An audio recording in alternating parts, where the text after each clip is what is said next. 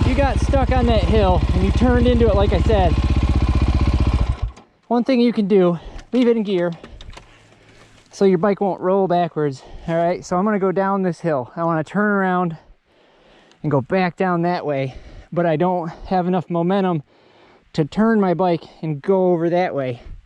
So what you're gonna do is, I got it in gear. What I'm gonna do is I'm gonna take the front tire, turn it out into the hill, lean a little bit, turn it into the hill, out of the hill, turn it into the hill, out of the hill, and I still got it in gear, so the back tire is not going anywhere. Just keep rocking it like this. Now you can start holding your front brake a little bit, and once you get pointed down to here, now you can just roll. So I'll just pull the clutch in and you can start rolling down the hill. If you have a kickstart and no electric, put it in gear.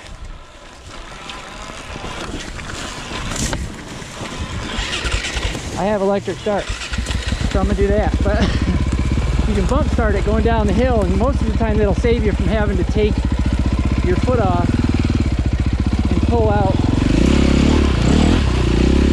the kickstart. So that's one way you can get turned around on a hill.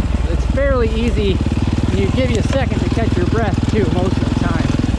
It's a lot less straining to do that, rocking your bars back and forth to turn down a hill, than it is to get off your bike and try and muscle it everywhere.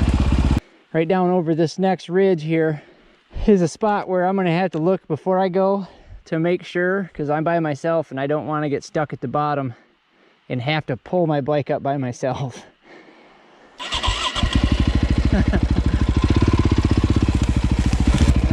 so I can get up here. If you go down a hill and you can't find a way back out, remember, just look for your skid marks where you came down the hill before. Try to pick a decent route down the hill. Like right now I let the clutch out. My bike actually is geared too tall, so if I let the clutch out, it actually pulls through my brakes, so I have to pull the brakes harder. So I just pull the clutch in and slip it in and out every now and then. The bike will stay going, but let's just see what happens.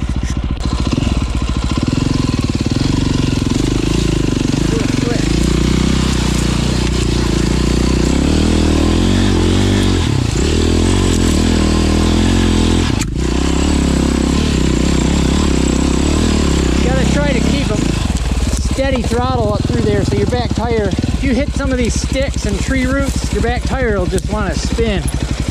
So tire pressure and keeping your wheels spinning just fast enough to keep you going up the hill are pretty well essential. If you hit a lot of like this kind of stuff, or like these loose pieces of tree, it'll kick you sideways, make you lose traction, and once you lose momentum on a hill, unless you've got a lot of bike and a really good tire, stuff.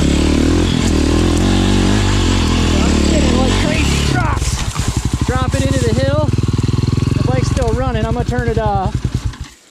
These rocks got me that time, so I'm gonna pull the back end around first, leave it in gear. I'll pick it up.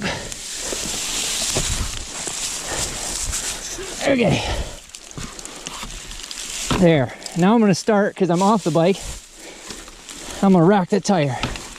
Rock the tire. Look at these rocks. I didn't stand a chance. The loose gravel. Okay, now this is a good spot to mount.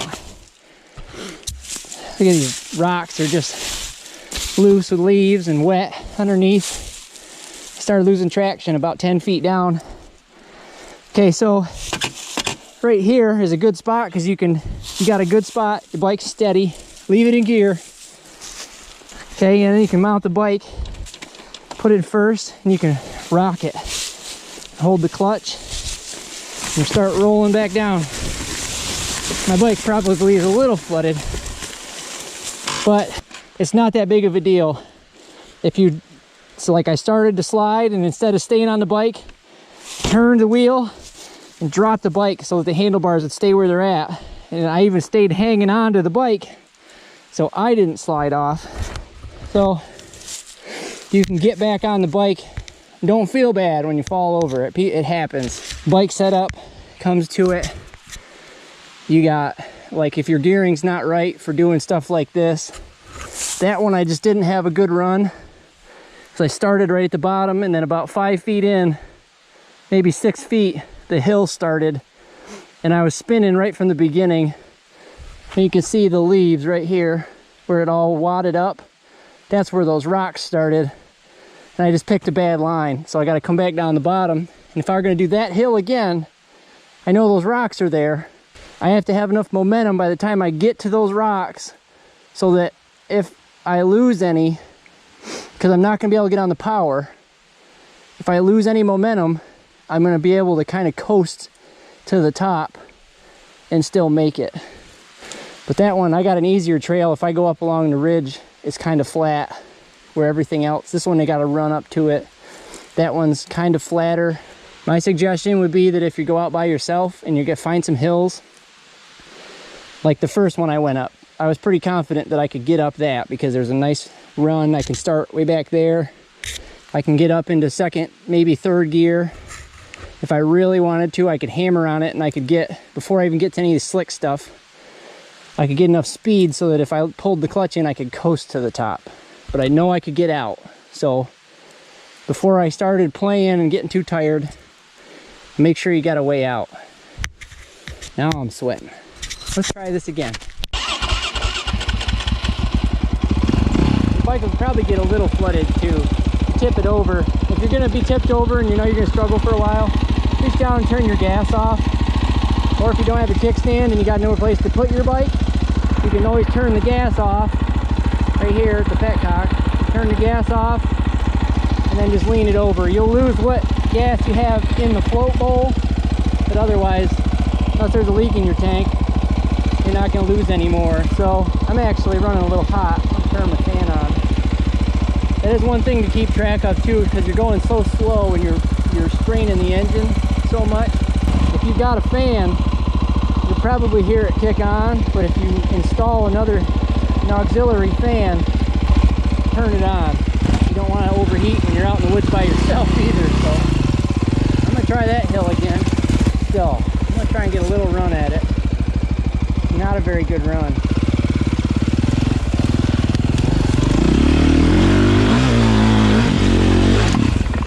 Okay, see how you hear how I let off? Once I hit the rocks, I was pretty well set to go. So when I hit the rocks, I let off a little bit so that I didn't spin and lose what traction I had. This is where it all began for me. My second time ever riding dirt bike. I was on this hill. One of my friends was in 125B when I started racing. And when I started riding, I called him. I knew a friend I used to ride with. Oh, this is not a good spot. I used to ride BMX with him. And I knew that he rode dirt bike, and I was interested. Oh, see? I was interested in it. Roll the bike off so my peg got stuck. I'm holding the clutch in, using the clutch and the brake, the front brake, see I got it on. If you use that clutch, leave it in gear, you can pull the clutch and control the back tires braking too, see? So now I got it to a spot where I can get back on. The bike will stay pretty well there. Then I'll finish my story. Get back on the bike. I have to lean over a little more. I'll start cranking that tire. Nope. All right, this one's gonna take a little more to do. I gotta get this back end here, and that's why I put this handle on. I had nothing to hold before. Start trying. Okay. Lean the bike over a little bit, tip it more of an angle, and walk it. I'm gonna go right down this log. See, and I didn't have to manhandle it. I knew I was in a bad spot. Now I got a spot to keep my foot. The couple things you could do here, what I'm gonna try to do is go right here over these tree roots and keep my bike straight up.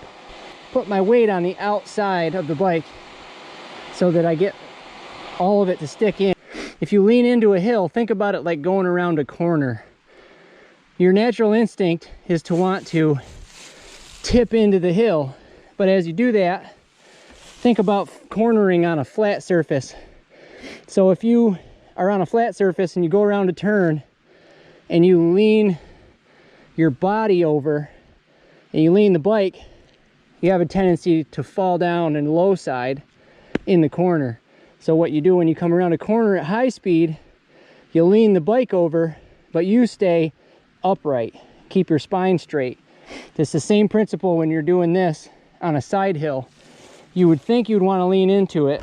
You're gonna have to fight your brain to begin with, but you're gonna want to lean away from it. Use this section of your seat and sit your butt right over top of it. That little crack in your bottom. That's what that's actually for. It's a little known fact.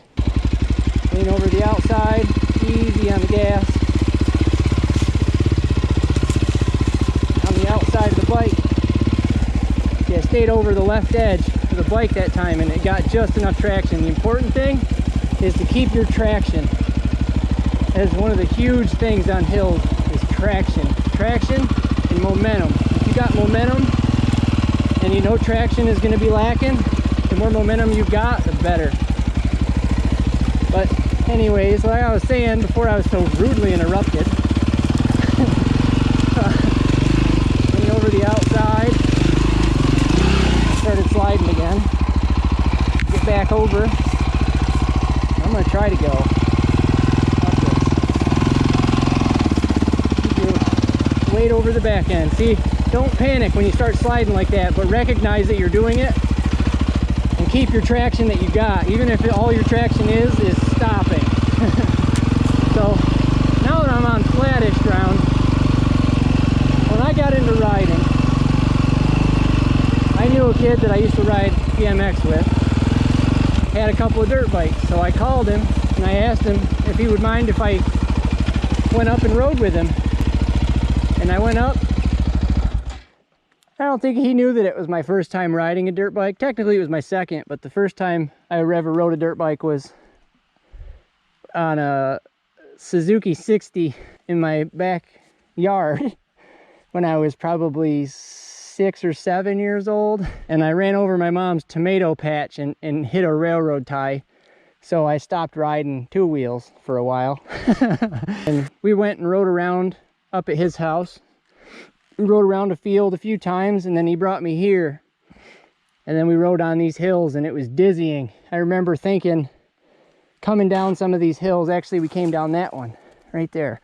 Come down there and then we went down all the way down that road that I came up in the beginning.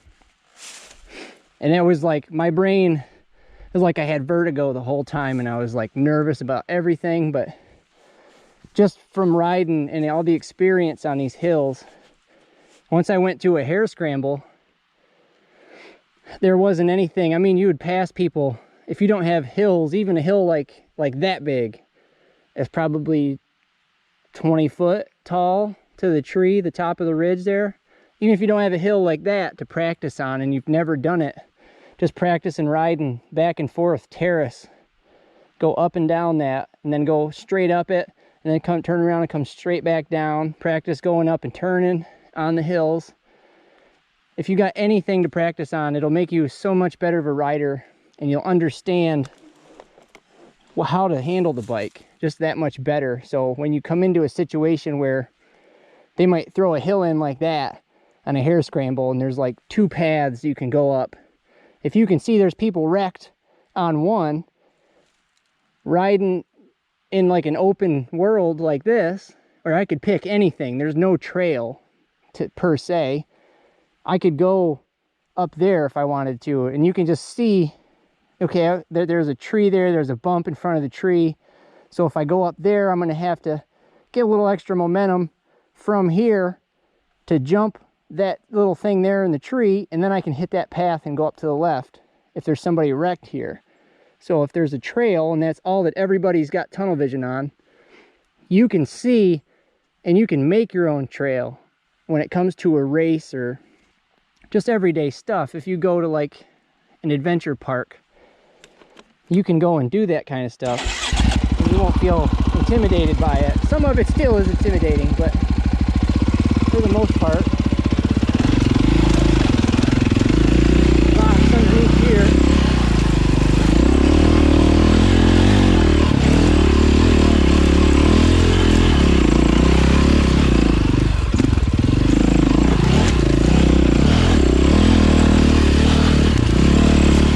Just pick a trail. I mean, look up ahead far enough. If you look at a tree, you'll hit the tree. If you look at the spot where you want to ride, you'll go to that spot. If you ever have been racing and you get tunnel vision and you go, oh no, there's that tree, you go right at it. But if you look away from it,